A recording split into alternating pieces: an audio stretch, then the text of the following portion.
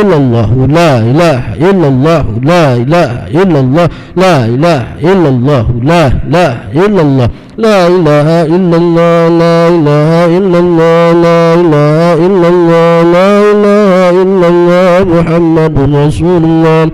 لا إله إلا محمد رسول الله صلى الله عليه وسلم كلمة وكل علينا وعليها نموت وبين مسعود صلى الله تعالى من الآمنين جزانا سيدنا ونبينا محمد صلى الله عليه وسلم اللهم صل على سيدنا محمد في الأولين والآخرين وبارك وسلم على تبارك وتعالى كل صحابة رسول الله أجمعين بسم الله الرحمن الرحيم رب العالمين حمدا يوفي نعمك بمزيدا يا ربنا لك الملك ما ينبغي لوجهك الكريم وعلى بسلطانك اللهم صل على سيدنا محمد صلاة تنجينا بها من جميع الأهوال والآفات وتقنا بها من جميع الحسنات وتطهرنا بها من جميع السيئات وترفعنا بإنك على درجات وتبلغنا بها أقصى الغايات من جميع الخيرات في الحياة وبعد الموت إنك على كل شيء قدير اللهم تقبل وأخذ ما قرأنا من كل عدد من قول لا إله إلا الله محلنا واستغفرنا وصلينا على نبينا محمد صلى الله عليه وسلم هدية وسترمة نزلة وسمة نبي سليم النبي أكرم سيدنا محمد وعلى آله وصحبه أجمعين الله إلى وجميع القبور المسلمين والمسلمات والمؤمنين والمؤمنات ولجميع مشايخنا ولجميع مشايخنا ولجميع مشايخنا اللهم اغفر لهم وارحمهم وعافهم واعف عنهم اللهم اجعل قبورهم نورا من رياض الجنان ولا تجعل قبورهم حفرة من نفار نيران إلى يوم القيامة اللهم زرهم وتولهم على قبور من لا إله إلا محمد رسول الله صلى الله عليه وسلم اللهم انفعنا علومهم وزدنا علما ويقينا برحمتك يا ارحم الراحمين ربنا تقبل منا انك انت السميع العليم وتب علينا انك انت التواب الرحيم ربنا اتنا في الدنيا حسنه وفي الاخره حسنه وقنا عذاب النار وصل وسلم على جميع الانبياء والمرسلين والحمد لله رب العالمين الفاتحه اعوذ بالله من الشيطان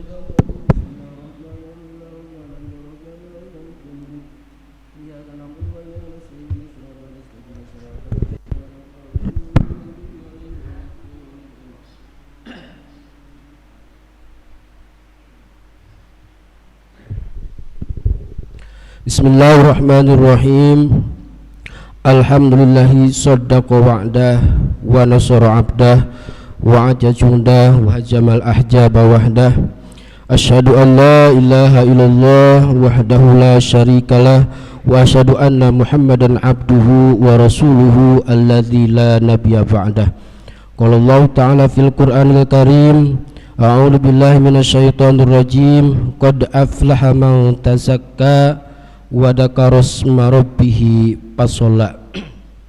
Al-ayah. Sadaqallahul azim wa sadaqa rasuluhun nabiyul karim wa nahnu ala dzalika minasyahidin wasyakirin walhamdulillahi rabbil alamin. Amma ba'du. Para hadirin jamaah rahimakumullah yang sama-sama dirahmati Allah Subhanahu wa taala, masih dalam suasana Idul Fitri yang mana sudah 2 minggu kita melewati hari kemenangan. Untuk itu saya pribadi mengucapkan minal aidin wal faizin, mohon maaf lahir dan batin pada seluruh jamaah yang mungkin belum bersalaman dengan saya atau saya juga belum sempat salaman. Gak usah salaman lah, insya Allah saya sudah memaafkan dan saya pun minta maafkan pintu yang selebar-lebarnya kepada jamaah semua. Dan insya Allah pada pagi hari ini pengajian pagi kita buka, insya Allah ini akan menjadi jembatan bagi kita semua untuk mendapatkan ilmu yang manfaat, ilmu yang barokah dengan wasilah para guru-guru, wasilah para ulama salafus sholihin sampai kepada Kanjeng Rasul sallallahu alaihi wasallam, dan ujung-ujungnya kita mendapatkan syafaat baginda Rasul. Amin ya Allah ya rabbal alamin. Para hadirin jamaah rahimakumullah yang sama-sama dirahmati Allah Subhanahu wa taala, hari lebaran, bahasa Arabnya Idul Fitri atau hari kemenangan, sempat kita merayakan dengan suka dan gembira. Mau yang tadinya puasa atau enggak, ketika datang lebaran pasti bahagia. Mau yang tadinya punya duit atau enggak punya duit, ketika pas hari lebaran pasti bahagia. Nah, itu menunjukkan bahwa hari kemenangan umat Islam yang sangat luar biasa, tapi secara zahir. Maka ulama membagi lebaran itu menjadi 3 bagian. Ada yang disebut dengan lebaran awam, ada yang disebut lebaran khuas khusus, ada yang disebut lebaran khuasil khusus. Lebaran awam yaitu lebarannya orang-orang yang sebulan berpuasa atau enggak berpuasa, entah puasanya diterima atau tidak, ketika datang tanggal 1 Syawal ia merasa bahagia, hari kemenangan. Maka lebaran itu dinamakan dengan Idul Awam, lebarannya orang umum.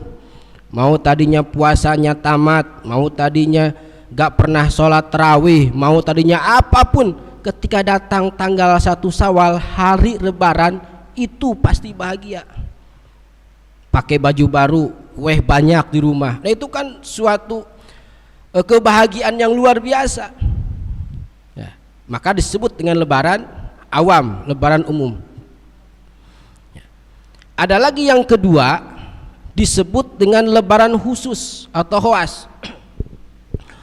Lebaran khusus, lebaran khuas, ini lebaran khusus alal mukminin, kepada orang mukmin.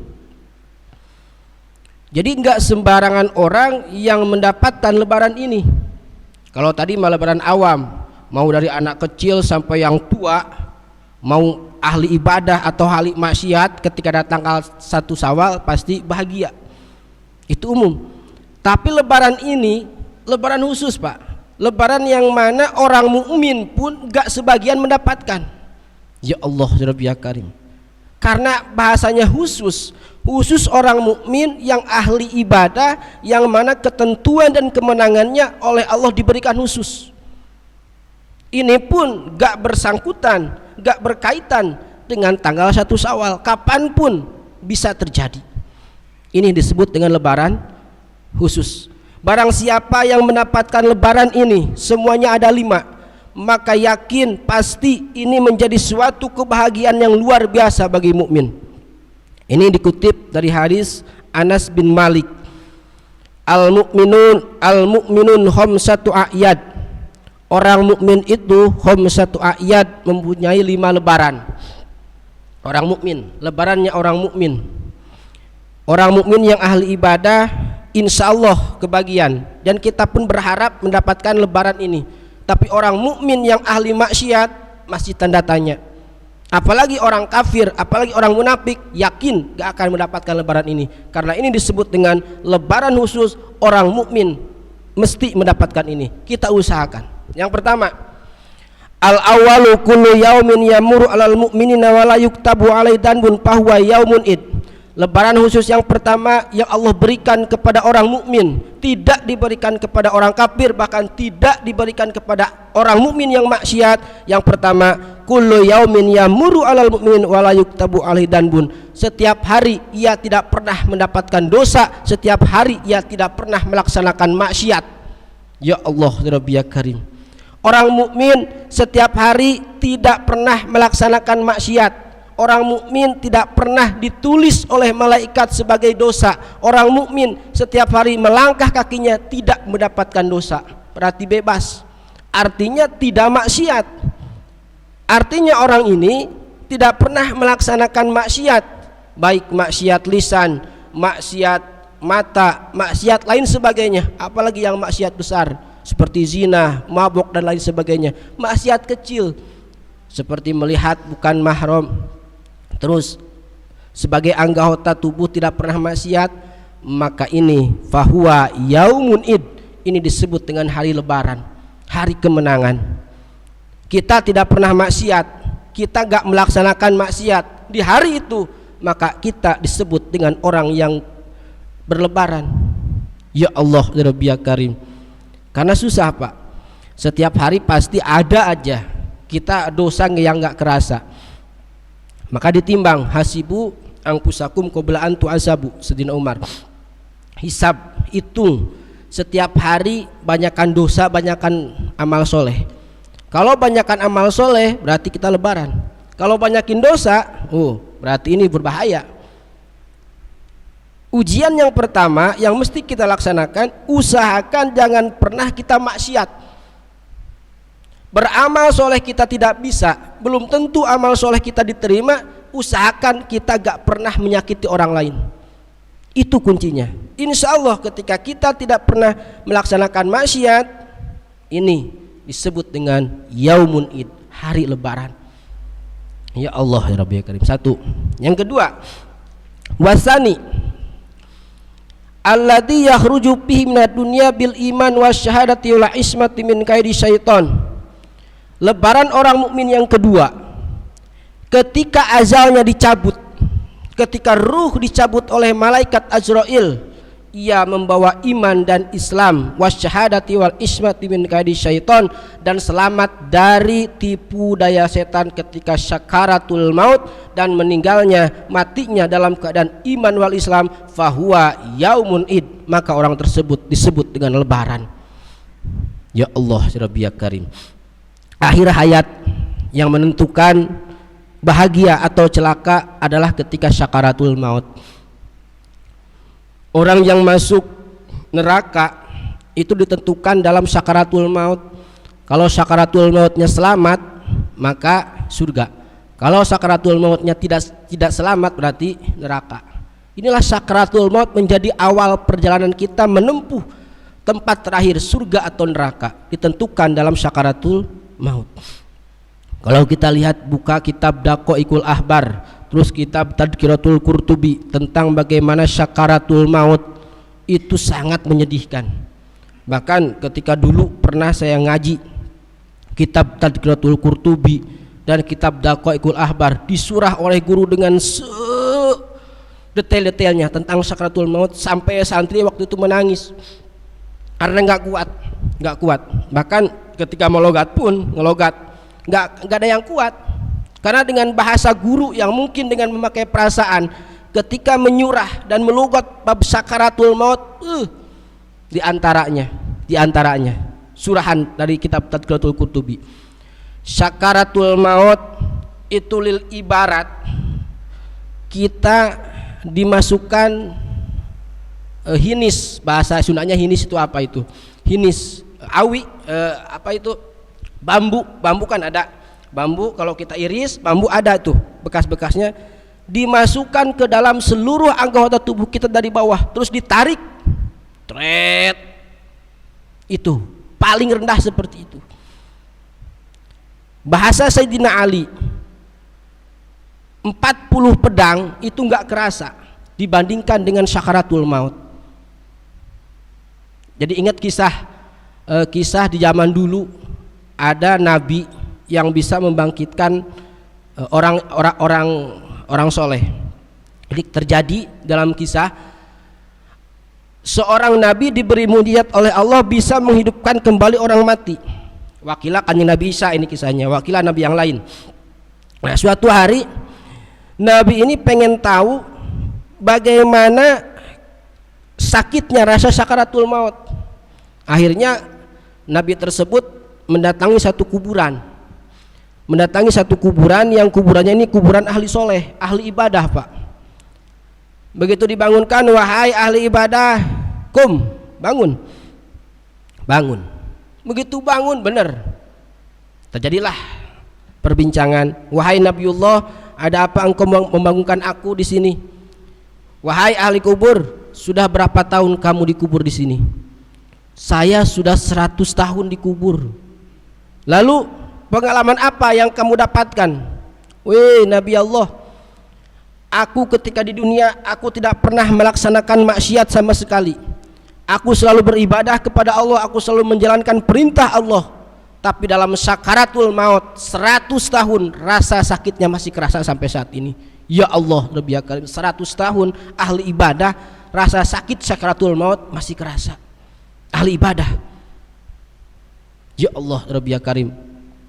Makanya ketika sakaratul maut, di samping kita menahan rasa sakit, Pak, kita pun dituntut untuk melawan tipu daya setan. Setan menggoda kepada kita ketika hidup seperti ini, masih aktivitas seperti biasa, ibadah, ngaji Quran, kita digoda, itu hal yang kecil bagi setan, kecil, tipu daya setan. Tapi nanti tipu daya setan yang lebih hebat, lebih bahaya itu ketika syakaratul maut. Karena di situ setan menguji seorang hamba, menguji kita dengan ujian yang paling dahsyat. Puncaknya godaan setan itu di mana? Di syakaratul maut. Karena tadi ujung perjalanan hidup antara surga dan neraka itu sakaratul maut. Setan makanya di situ puncaknya menggoda. Dikisahkan dalam kitab Tadhkiratul Qurtubi, ada setan yang menyerupai gurunya, ada setan menyerupai kedua orang tuanya, ada setan yang menyerupai kerabat-kerabatnya ahli ibadah. Maka saat itu kita dalam kondisi, dalam keadaan kehausan, Pak. Orang yang syakaratul maut 100% merasakan kehausan, merasakan kehausan yang luar biasa. Tidak ada lagi rasa haus yang amat sangat haus dibandingkan ketika haus kita melaksanakan sakaratul maut. Orang yang ada di sekitar kita tidak pernah tahu merasakan apa yang kita rasakan, karena pandangan kita sudah bukan pandangan dunia ketika sakaratul maut. Orang-orang di sekeliling kita mengelilingi, saudara, ibu, anak, bapak mengelilingi, tapi kita tidak pernah melihat, tidak bisa pernah melihat tersebut, karena kita sudah mau masuk ke alam barzah. Setan samping kiri, ada di kiri menyerupai gurunya. Karena keadaan haus, maka si setan tersebut yang merupakan gurunya, guru terbaiknya, bahkan guru yang paling hebat, setan jadikan sebagai samaran, membawa satu gelas air. Wahai muridku, wahai murid kesayanganku, bahasa kita, Mama sudah meninggal beberapa tahun yang lalu. Mama tahu engkau merasakan kehausan, karena orang yang sakaratul maut, kamu tahu sendiri bahwa hausnya itu haus tidak ada duanya. Nih, Mama bawakan satu gelas minuman. Kelihatan oleh kita itu minuman segar, Pak. Minuman segar, minuman luar biasa segar kalau misalkan kita minum. Tapi ingat kata setan yang menyerupai gurunya, ingat, kalau kamu mau minum ini, katakan Allah itu dua, Muhammad itu dusta, baru aku akan kasih kamu minuman. Kalau tidak, kamu akan celaka, selamanya akan merasakan kehausan sampai ke mahsyar. Setan tipu dayanya sebagian seperti itu. Terus kalau kita kuat di situ, kalau kita kuat menahan rasa lapar dan haus, pasti kita bisa menahan keimanan kita. Tapi kalau kita tidak bisa, otomatis air minum kita ambil, keimanan kita copot. Syu'ul khotimah disebutnya. Naudzubillah min dzalik. Ini menjadi pertanda ketika syakaratul maut menjadi suatu musibah yang paling besar, musibah di mana keimanan kita dipertanggungjawabkan di situ. Bertahan berat, tidak bertahan celaka selamanya. Inilah syakaratul maut. Syakar disebut, syakar itu mabok, mabok, syakar mabok, mabok maut, mabok kematian, syakaratul maut. Tidak ada bisa yang menjamin orang tersebut su'ul khotimah atau husnul khotimah, hanya dirinya sendiri yang tahu, hanya dirinya sendiri yang tahu. Bagaimana banyak kisah di antara, jangankan ahli-ahli orang awam, Pak, seorang wali pun, Barsiso, Bal'am bin Ba'uro, bagaimana Barsiso punya santri 1000, santrinya bisa terbang. Barsiso ketika berdoa tangannya mengebul, ciri tanda Barsiso doanya diterima. Tapi ketika syakaratul maut, Allah berkata lain, Barsiso su'ul khotimah, meninggalnya kayak anjing melelet. Ya Allah, Barsiso ahli neraka, seorang wali. Bal'am bin Ba'uro pun sama seperti itu. Ketika di dunia, ahli ibadah, gak pernah maksiat, tapi di akhir hayat su'ul khotimah. Ya Allah, Rabbi Karim, istighfar kalau kita ingat kisah seperti itu. Makanya di sini orang yang selamat ketika syakaratul maut membawa iman dan Islam, bahwa yaumun id, ini menjadi suatu hari kemenangan baginya, hari lebaran. Panjang kalau kita cerita tentang masalah syakaratul maut, ngeri, Pak. Nanti suatu saat kita bahas secara detail dari awal, bagaimana awal mulanya syakaratul maut. Pertama, ketika datang malaikat Azrail Malaikat Azrail itu Pak enggak satu orang. Azrail itu enggak satu orang. Sebagian ada yang mengatakan 1, 2, 3, 4 tahap. 4 tahap, berarti 4 golongan. Yang pertama Azrail mencabut nyawa kita dari ujung jempol kaki sampai ke lutut. Tuh dicabut. Tret, selesai. Datang lagi yang kedua, rombongan yang kedua itu malaikat Azrail, rombongan kedua dari lutut sampai ke pusar. Tret, cabut. Nah dari pusar sampai ke tenggorokan. Ini disebut dengan akhir daripada keimanan kita, sampai tenggorokan. Baru di situ di tenggorokan oleh Azrail pusat diambil, baru selesai. Nah, maka sering kita lihat Pak, ada orang yang sakaratul mautnya lama, bisa seminggu.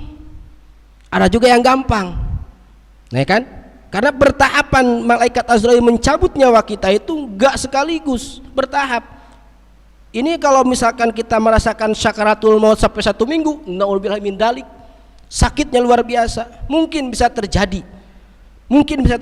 Suruhan guru seperti ini, ketika sakaratul maut sampai 1 minggu bisa jadi seperti ini prakteknya. Kan malaikat Azrail itu mencabut nyawa dari ujung kaki sampai ke lutut. Itu bisa terjadi selama 3 hari, bisa terjadi. Nah 3 hari selanjutnya dicabut dari lutut ke pusar. Tuh mungkin 1 hari dari lutut ke pusar, dari pusar ke tenggorokan 1 hari, maka jadi 1 minggu. Nah ini bisa terjadi seperti itu. Nah ini naudzubillah bagi kita, ini sangat sakitnya luar biasa. Bayangkan 1 minggu kita dicabut oleh malaikat Azrail, seluruh urat kita habis. Ini menjadi suatu ketakutan bagi kita, dan tanda-tanda orang yang su'ul khotimah, husnul khotimah nanti dijelaskan dalam kitab Daqaiqul Ahbar. Nah, di antaranya seperti itu. Mulai dari kedatangan malaikat Azrail, terus mulai pencabutan seperti apa. Nah, nanti insya Allah kita bahas masalah itu. Untuk apa? Untuk menambah keyakinan kita, keimanan kita, supaya kita semangat untuk ibadah. Itu tujuannya. Nah, jadi di samping kita merasakan sakitnya luar biasa menahan sakaratul maut, di samping itu pula kita harus menjaga, melawan tipu daya setan di sakaratul maut. Jadi rame di sakaratul maut itu, rame sebenarnya hakikatnya. Kita tidak pernah membayangkan bagaimana sakaratul maut ketika kita menghadapi orang yang lagi sakaratul maut. Padahal kalau kita tafakuri, orang yang sakaratul maut, kita nih lagi menghadapi orang yang sakaratul maut, harus kita tafakuri bahwa orang yang sakaratul maut itu sudah tidak bisa melihat di sebagian kita, di samping kita sudah tidak bisa melihat karena alamnya sudah beda. Disitulah disunatkan kita untuk membaca suratul Yasin. Nah itu suratul Yasin. Nah ujungnya ke situ. Jadi ketika sakaratul maut, kok keimanan seseorang diuji, terus dia selamat, membawa iman dan Islam, meninggal, maka fahuwa yaumun id, orang tersebut dikatakan orang yang mendapatkan kemenangan, orang yang berlebaran. Ini khusus buat orang-orang yang mukmin. Meninggal dalam keadaan husnul khotimah disebut dengan lebaran. 2. Yang ketiga, wasalisu al yaumu alladhi yujawiju fi syiratu wa ya'manu min ahwalil qiyamah wa yahlisu min aidil husum wa jabaniyah. Lebaran yang ketiga bagi orang mukmin, suatu hari di mana dia melewati jembatan Shiratal Mustaqim, sedangkan dia dapat melaluinya dengan aman dan selamat dari huru-hara hari kiamat, serta terlepas dari tangan-tangan musuh dan malaikat jabaniyah. Orang mukmin yang melewati jembatan Shiratal Mustaqim, wakilah jembatan Shiratal Mustaqim kecilnya sekecil helai rambut, tajamnya setajam pedang. Itu tukang Shiratal Mustaqim, jembatan Shiratal Mustaqim. Wakilah 1000 tahun datar, 1000 tahun menanjak, 1000 tahun turun. Wakilah 1000 tahun datar, 1000 tahun menanjak, 1000 tahun menurun. 3000 tahun berarti kita melewati jembatan Shiratal Mustaqim. 3000 tahun. Dan dalam jembatan Shiratal Mustaqim, Pak, itu enggak apa ya, banyak rintangannya, artinya enggak mulus. Mungkin kalau bahasa kitanya biar paham dicerna itu kita sebagai pramuka. Dulu ingat pramuka itu kalau ada menjelajah itu selalu ada pos. Ya, pos pertama di jembatan Shiratal Mustaqim pun sama. Di samping kita menjembati jembatan Shiratal Mustaqim yang gelap. Kenapa gelap? Karena asap dari neraka, gelap. Nah, di pos pertama kita ditanya tentang masalah sholat. Ada pertanyaan lagi sampai 7 pos. Kalau sholatnya beres, sholatnya rapi sesuai syariat dan fikih, maka orang tersebut selamat. Kata malaikat, lanjutkan. Menuju pos kedua, kita ditanya tentang masalah zakat fitrah, zakat mal, zakat lain sebagainya. Ditanya di pos kedua. Di pos ketiga kita ditanya tentang ibadah puasa. Di pos kelima kita ditanya tentang ibadah haji. Terus sampailah di pos terakhir, pos ke-7, yaitu pos hakul adami. Ya Allah, Rabbi ya Karim. Selamat dari pos 1, pos sholat sampai pos 6. Ditanyalah kita di pos ke-7. Banyak orang di pos 1 selamat, pos 2 selamat, 3, 6 selamat. Tapi di pos 7, pos terakhir yang menuju pintu surga, pos yang mana ini pos disebut hakul adami, hak sesama manusia ketika hidup. Di sini orang berkumpul di jembatan Shiratal Mustaqim. Banyak orang berkumpul, banyak orang yang tidak selamat, banyak orang yang langsung ngejebrus ke neraka di pos 7. Kenapa? Mungkin pernah di dunia ia menyakiti tetangga, pernah menyakiti istri, pernah menyakiti suami, tidak pernah dimaafkan, keburu ia wafat. Ini dosa yang tidak terasa, hakul adami. Di pos itulah manusia berkumpul. Akhirnya banyak yang tidak lulus, akhirnya terjebak masuk ke dalam neraka. Pos hakul adami. Ya Allah, Rabbi ya Karim. Ngeri. Makanya momen lebaran kemarin, di samping kita mengucapkan mohon maaf lahir batin, iringi dengan hati yang ikhlas memaafkan seluruh kesalahan orang tersebut. Jangan sampai kita tertahan di pos 7, pos yang mana sebentar lagi kita yakin akan masuk surga, tapi di situ ada dalam hati pernah sombong, pernah kita lebih hebat daripada orang lain. Di pos 7 kita ngelelep ke neraka. Jangankan kita merasa hebat dengan orang lain, merasa hebat dengan kepintaran orang lain, kita punya prasangka seperti ini, Pak. Kita lebih hebat daripada hewan. Itu sudah termasuk takabur, sudah termasuk sombong. Kita nih lebih hebat daripada kambing, kita lebih hebat daripada sapi. Nah, itu menjadi penjanggal, menjadi penghalang kita untuk masuk ke surga. Karena apa? Semua makhluk itu ciptaan Allah. Jangan sampai kita merasa hebat daripada hewan, apalagi kita merasa hebat daripada manusia. Karena kesombongan hanya milik Allah. Mutakabir itu milik Allah. Nah, inilah inilah pos 7, yang mana pos 7 tersebut banyak orang yang celaka. Na'udzubillahi min dalik. Momen lebaran, momen Idul Fitri, kita ucapkan minal aidin wal faizin, dalam hati kita ikhlaskan, kita bebaskan, kita ridhokan kesalahan, memaafkan kesalahan orang lain dengan tulus hati. Insyaallah kita melewati jembatan Shiratal Mustaqim di pos 7 selamat. Nah, makanya ketika kita melewati jembatan Shiratal Mustaqim dengan selamat melewati pos-pos tersebut, langsung kita masuk surga. Fahuwa yaumun id, orang tersebut termasuk golongan orang yang berlebaran. Ya Allah, ya Karim. Panjang cerita tentang jembatan Shiratal Mustaqim, karena di situ di samping pos ada juga malaikat Jabaniyah. Malaikat Jabaniyah ini wakilah dalam sebagian riwayat itu di atas melemparkan sebuah batu yang terbuat dari api neraka, dilemparkan. Jadi orang yang mau lewat jembatan Shiratal Mustaqim itu harus melewati batu tersebut, lemparan malaikat Jabaniyah. Nah, itu ujiannya. Nah, contoh kecil gini lah, Pak. Ketika ada 17 Agustus, nah kita main apa itu yang di atas kolam kan, nah melewati itu, nah di samping itu kita dilempar pakai batu. Nah, seperti itu contoh kecil. Nah, nanti malaikat Jabaniyah pun tugasnya seperti itu di jembatan Shiratal Mustaqim, gak kenal siapa ya orang tersebut. Nah, dan jembatan Shiratal Mustaqim nanti berupa-rupa orangnya. tergantung bagaimana amal kita. Ada orang kalbarki, seperti orang yang menyambar kilat. Ada orang yang berjalan seperti biasa. Ada orang yang ngesot. Bahkan ada orang yang melewati jembatan Shiratal Mustaqim itu kepalanya di bawah, kakinya di atas. Makanya macam-macam lah di jembatan Shiratal Mustaqim. Dan di jembatan Shiratal Mustaqim yang pertama kali melewatinya, yang perdana melewati jembatan Shiratal Mustaqim itu adalah umat Kanjeng Rasul sallallahu alaihi wasallam. Nah, umat Kanjeng Nabi adalah umat pertama yang melewati jembatan Shiratal Mustaqim, diutamakan. Nah, mudah-mudahan kita semua termasuk orang-orang yang selamat dalam jembatan Shiratal Mustaqim. 3. 4. Al-yaumu alladzi yadulu fil jannah wa ya'manu minal jahim fa huwa yaumun id. Seorang hamba dikatakan orang tersebut mendapatkan kemenangan adalah orang tersebut yadhulu fihil jannah, orang yang masuk ke surga.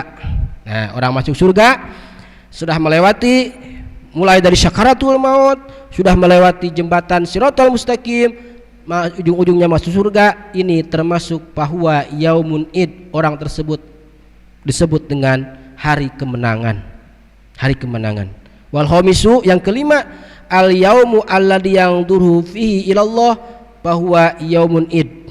Yang terakhir adalah orang yang masuk surga melihat Allah Subhanahu wa taala bahwa yaumun id.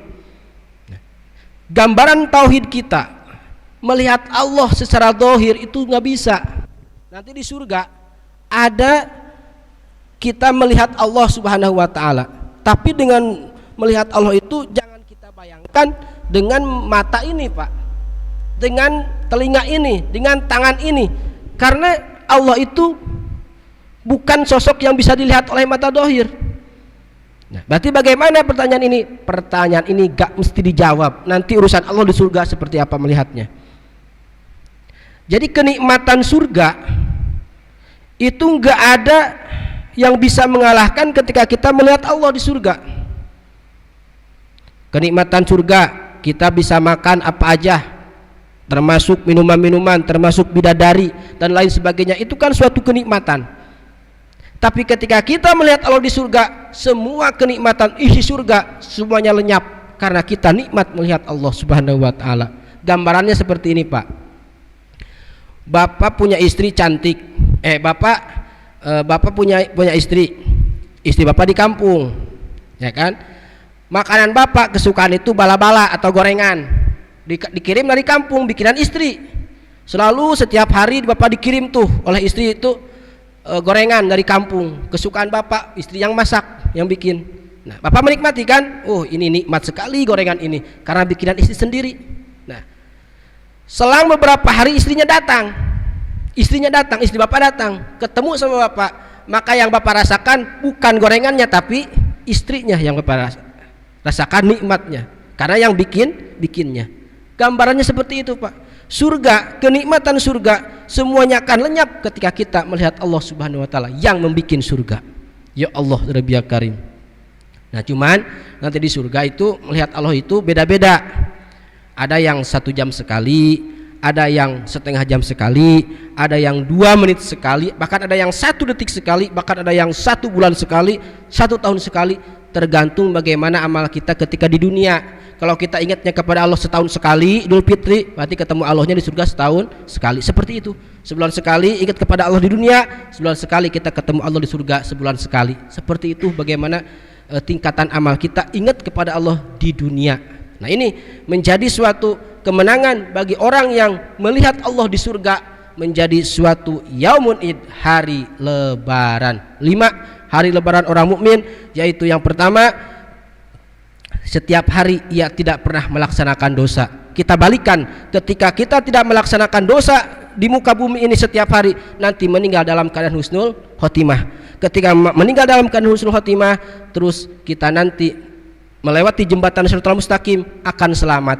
Ketika sudah selamat dari jembatan Shiratal Mustaqim, otomatis kita akan masuk surga. Ketika di surga, yakin kita akan melihat Allah Subhanahu wa ta'ala. Kuncinya satu, jangan pernah melaksanakan maksiat, dan ampuni semua kesalahan saudara-saudara kita. Maka inilah hakikatnya kita yaumul id, kembali ke dalam kesucian seperti kita kembali dilahirkan dari rahim seorang ibu, bersih tanpa dosa. Insya Allah pulang pun bersih tanpa dosa. Amin ya Allah ya Rabbal alamin. Baik para hadirin jamaah rahimakumullah yang sama-sama dirahmati Allah Subhanahu wa taala, sekali lagi saya pribadi beserta keluarga memohon maaf atas segala kehilapan dan kekurangan.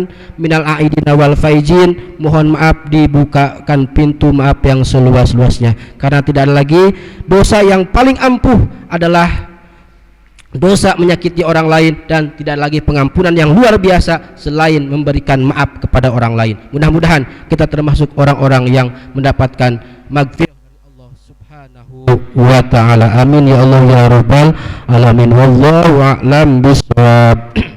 Allahumma shalli ala sayyidina Muhammadin fil awwalin wal akhirin wa barik wa sallim radhiyallahu tabaraka wa ta'ala an kulli sahabati Rasulillah wa ajmain. Amin ya Allah ya Rabbal alamin. Allahumma ihdina shiratal mustaqim, Allahumma ihdina shiratal mustaqim, shiratal ladzina an'amta 'alaihim nabiyina was-siddiqina was-syuhada'i was-shalihin wa hasuna ulaika rabbika dzalika wa kafa billahi alim. Allahumma inna nas'aluka husnal khatimah wa na'udzubika min syarril aqibati wa su'il khatimah. Rabbana taqabbal minna innaka antas samiul alim wa tub 'alaina innaka antat tawwabur rahim. Rabbana atina fid dunya hasanah wa fil akhirati hasanah wa qina adzabannar. Shalli wa sallim ala jami'il anbiya wal mursalin walhamdulillahi rabbil alamin. Taqabbal ya karim. Assalamualaikum warahmatullahi wabarakatuh.